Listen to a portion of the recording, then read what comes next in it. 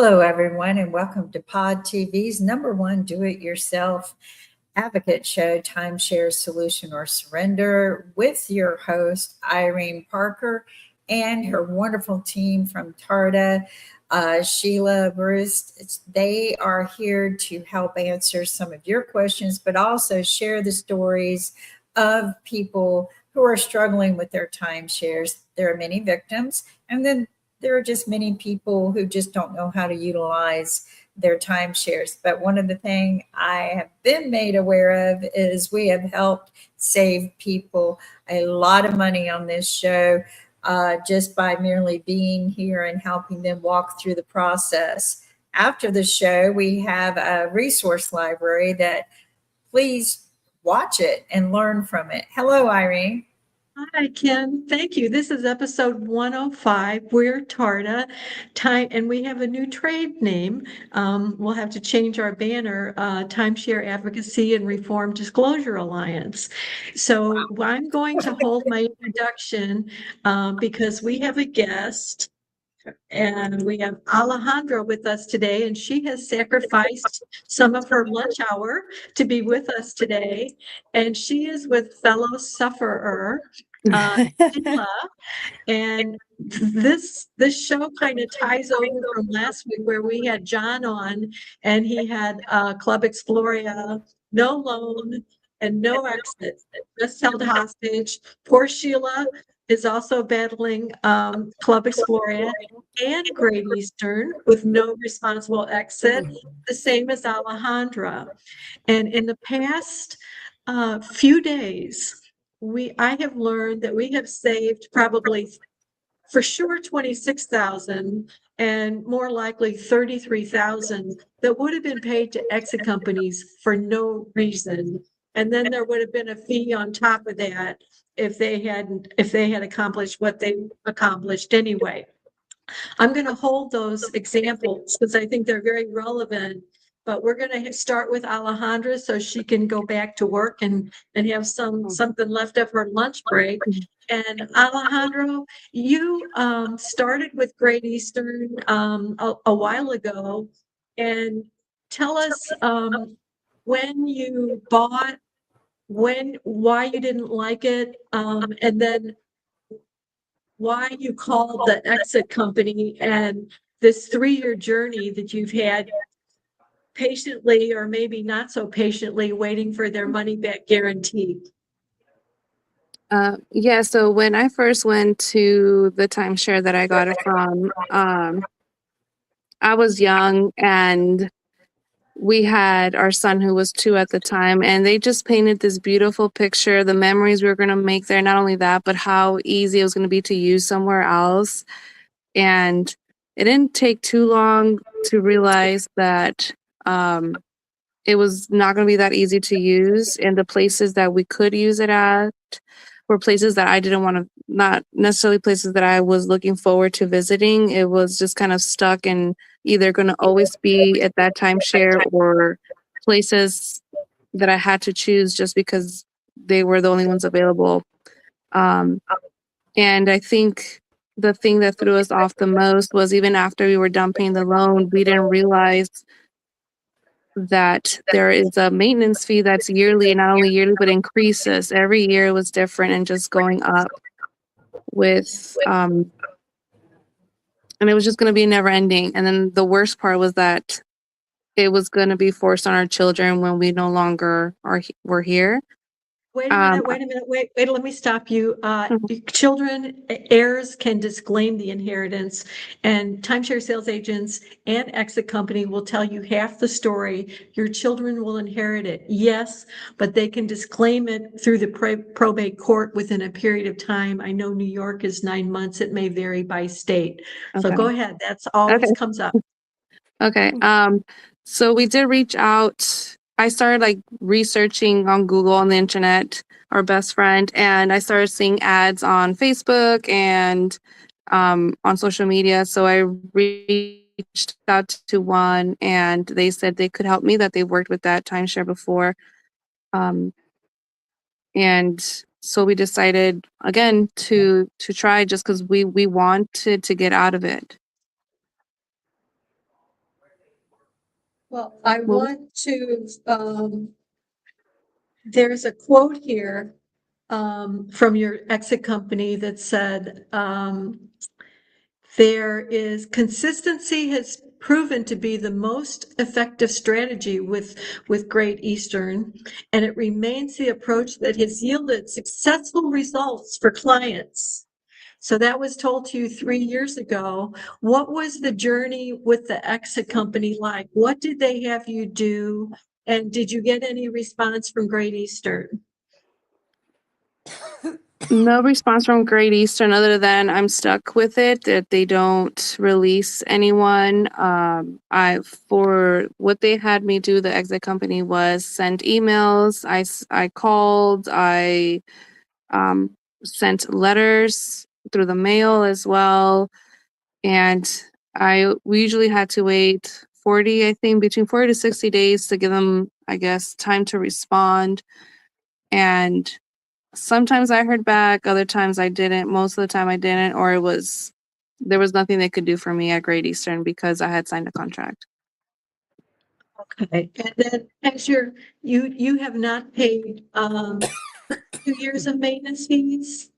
Yes, I stopped paying just because I felt like it was going nowhere, and it was just I was giving my money away. I don't know what's gonna happen, but that's where I'm at. Has your credit score been affected? It was affected in the beginning. It hasn't gone up to where it was before. It wasn't a terrible hit, but there was a hit there from the collections, and we do get phone calls and letters from time to time. What the worst we've heard, and not with everyone, is 50 to 60 points drop. Does that sound about right? Because with Yeah, that a sounds about low right. Yeah, with a loan default, it can go down about 200 points. It doesn't stay down forever. Last week we Mhm. had Tracy on the show and she stopped paying Westgate 2 years ago. And it's always good to have people come back and report back as the situation progresses. So, and I would not really call you a victim. Mhm. Like Kim knows, I don't like to use that word. Although this military service member that got duped, he is definitely a Mhm. victim. But Alejandra, it's not for everybody. Sheila has owned Great Eastern. Sheila, have you used your Great Eastern over the years? How long have you owned it? Oh, we've owned it. Let's see. We owned it since the boys were, oh my God, we probably owned it 20 years. And you used it? Yes, we did. Yeah. Haven't used it in a few years now.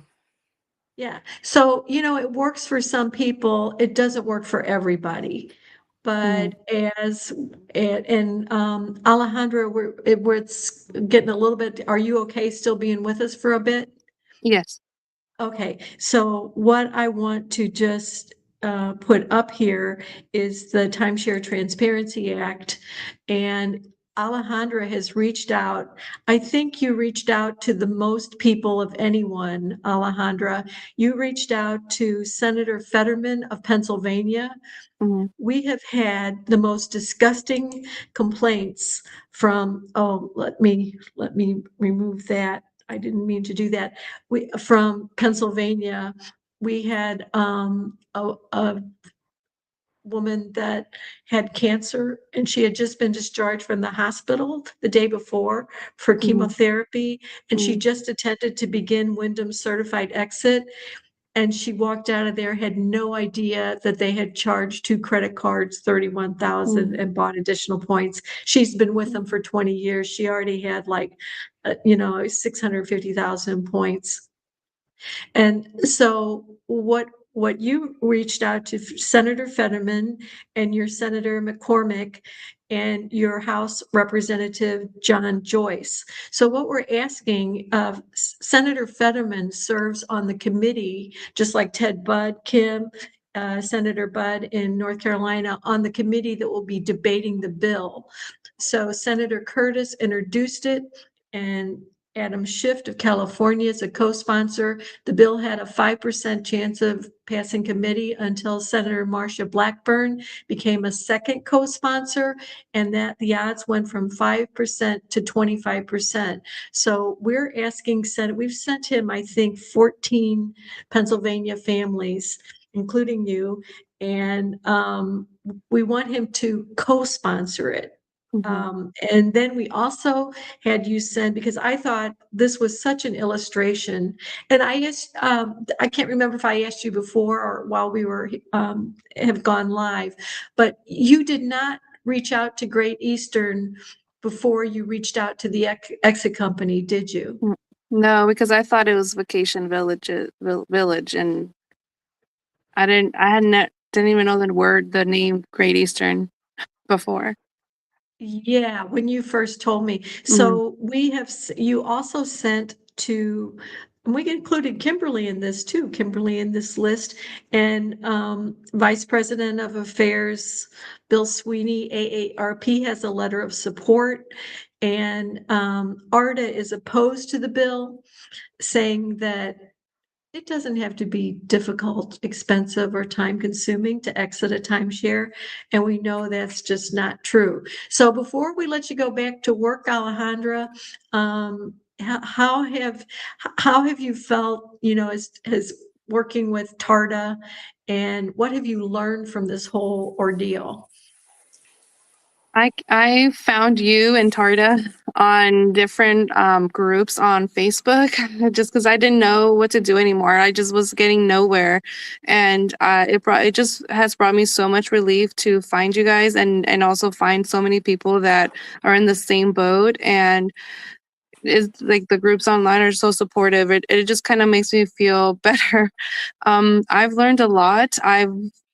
It was because of you that I learned that I'm not getting out. That they weren't going to just let me out like that. And I've learned that I think if anything, Tarda has helped me feel like I have a voice, I have a say, there's something I can do. Maybe it won't be done obviously as fast as I want it, but I don't feel alone. And I felt very alone before. And it was just very scary. It was just like, I guess I just have to just find a way to pay it. But I think that's the biggest thing, to not that it helps me not feel alone. There's somebody or a group here. We really appreciate your being with us, taking some time from your lunch hour. And what kind of work do you do again? I'm a teacher. Oh, that's right. That's right. Mhm. And teachers are good report writers, that's for sure. Yeah, I want to tell you, it's not that you're not alone in this fight, but what made me feel a little bit more comforted is I wasn't alone in making what I considered a mistake. It's not a mistake. It should be against the law what they do to people. But I wasn't alone in that fact either. There are people who are DAs, police officers, highly educated people who make these mistakes as well and have gotten trapped in a timeshare cluster. So there, I think that that's what made me feel comforted as well, because I just felt so laden with how could I have made such a big mistake? Yeah. You didn't make a mistake. You were cheated, and that's a difference. Well, one of the bill's provisions I put up is to disclose clear documented options to exit purchase. If you had been told in 2013 that there was no way out, you would pay for this for the rest of your life, you would have never bought it. But I will go ahead and drop off when you have to. I want to go over as an introduction to Sheila, the 33,000 that we saved today. The first one was Holiday Inn, and the exit company, the same one you signed up with, was quoted her $8,000. And they did not tell her to reach out to Holiday Inn Horizons department. And so she did. And yes, it was a bit of back and forth, but they offered to take it back for $1,200.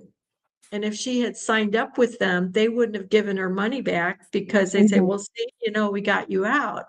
And then the second was this horror of I mean, I don't take calls at night because they can be this nightmare. Somebody that served 20 years in the military paid an exit company in Fort Lauderdale 7,000, and all they did was copy a few sections of a lawsuit for the Military Lending Act and had him send it.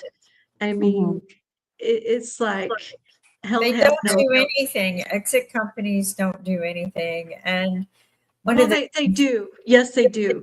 Like they had Alejandra help her compose the reports, right? But they know they offer like, these are your 4 different possible outcomes. One of them is default and foreclosure. But in their defense, Kim, I will say that without Tarda, there is no, people need support, right, Sheila? Mhm. People need how to get started on these reports and stuff. Yes. So I don't know, it's terrible. But then the third one, we had someone who defaulted on a legacy resort. That's a nice word for old. And they offered no exit. And I hadn't talked to him, I think, for a year, but he emailed me over the weekend and he's on the list for foreclosure, intent to sell. So they're going to auction it off. And he's had no effect for his credit score. And then the last one, the same company that you reached out to wanted to charge them $6,000 to get out of Westgate. And I had them call Westgate Legacy. Westgate agreed to take it back for $500. And I think one reason is they had a 3-bedroom, which was kind of a prime week. So with that, Sheila, I don't know, where do you want to start? Do you want to start with Great Eastern or Club Exploria? Bye, Alexandra. And the new quote, Kim, I don't know if I told you this quote I just found. This is the American Resort Development Association is the timeshare industry lobby, and Sheila is being hounded by Blackwell Recovery, Yes. Blackwell, right? Blackwell. And Yeah. Blackwell, and there is a ARDA buyers marketplace in partnership with Blackwell that's hounding Sheila. And I found this quote from the former chairman of ARDA, Howard Nussbaum. Nobody is in this business for debt collection. We are resort developers. And I thought, here we have them in partnership. It says Blackwell and ARDA. So we haven't talked about Blackwell for at least a week, Sheila. So Yeah. what has happened? Anything new happened since you've been last harassed? I get daily calls, sometimes all day long. And it's like now it's not somebody on the phone. It's like a recording saying to call back. It's Daniel Gully of Blackwell. Please give us a call back. I just send it to my home phone and I leave it there. But then after a while, when I get 12 of them or so, I erase them. Have you So filed a cease and desist letter? I did a long time ago. Okay, so they're in violation of the law. And I sent you that article I found. I get Yeah. emails from Top Class Actions, Yeah. and Blackwell wasn't on their list, but there were about, I'd say, 10 debt collectors that are violating the law by making excessive calls. And one of the people that you and I have been in communication with Harborside Marriott, no exit, she's Yeah. getting 15 calls a day and she's paid in full, Yeah. you know? So, yeah, So that's a let me good ask word, you violators. this. I mean, because I've had cease and desist violators and some that really crossed the line. And we had a really good state attorney general who read them the riot act, and they ended up having to pretty much not just pay me, but they got punished. What happens? I mean, Sheila's been dealing with these people forever. Sheila, what happens? Like, I know the calls are annoying, and I do the same thing when I'm dealing with people who shouldn't be bothering me. I do the same thing. But what happens when Sheila does come back at them and say, hey, you're violating the cease and desist, can they come back at her and say, well, you still owe this? Can they do that? I really don't know whether, like, I sent a cease and desist. I didn't have an attorney do it. And so I don't know whether I have to have an attorney send one. No, No? yeah, Okay. Wyndham ignored Carlsbad law.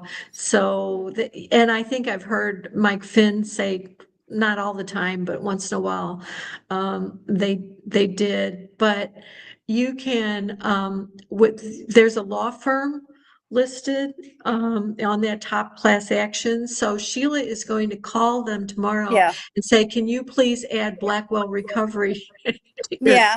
list of people in violation of the debt collection laws? Especially Yes. this poor person's is getting 15 calls a day for no Oh, yeah. reason. Yeah. Yeah. So, And so when you talk to her, Irene, just tell her to not answer it. Yeah, 3 law firms. As we usually put on the bottom, we are not lawyers and can't give legal advice. But 3 law firms, people have reported back saying that you should ignore all calls and emails because you could possibly restart the statute of limitations on debt, which is 3 to 6 years where they can still pursue you, but they can't sue you for the debt. I've never heard of anyone being pursued legally for maintenance fees except my Facebook banner photo in Barrie, Ontario, and those owners organized and forced the sale of Wyndham's Carriage Hills and Carriage Ridge. They're no longer timeshare. So Kim, it looks like we're getting a little bit closer to the end of the show. And Sheila, thank you for your 10 years of service. And I No. know you were drafted to be Yeah. president of Tarda. We've come a long way and we learned, the 3 of us learned a lot. Oh, yeah. In addition to the other 2 that joined us at least for a day in Washington, DC, and we're still fighting that battle. Finally, there's a new Arizona state that's passed both houses, the Senate and the House. Oh, I It's saw that in your a email. state Arizona bill. Senator Dan Gowen, a state senator, that has changed the requirements to be able to sell timeshares. I agree that there's a lot, I have a Florida real estate license and there's a lot in the curriculum that doesn't apply to timeshare, but on the other hand, there's something I want the 3 of us to look at.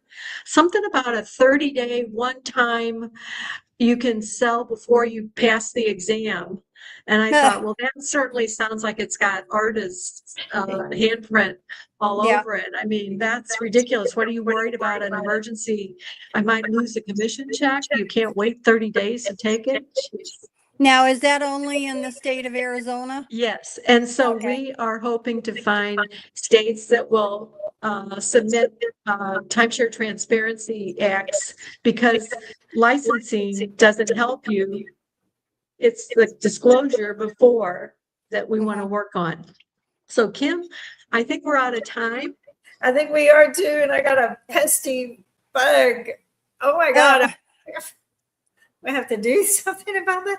Anyway, You're we'll in leave your it beautiful, you're on your Yeah, it's beautiful great. porch. yeah, I enjoy the lighting out here. But anyway, everyone, thank you so much. Yep. Sheila, thank you so much for sharing your story. And I just thank the guest for coming on here because I know how gut-wrenching it is. But know that you're not alone. Know that we're here. We've actually experienced the same thing that you're going through. And if we haven't experienced it, there are about 1,000 other people that Irene and Sheila have helped that have experienced it. So you're not alone. Don't be afraid. Just be proactive. Also be proactive with help changing these laws because these laws not only will prevent other people from becoming victims, they could help you get out of your predicament.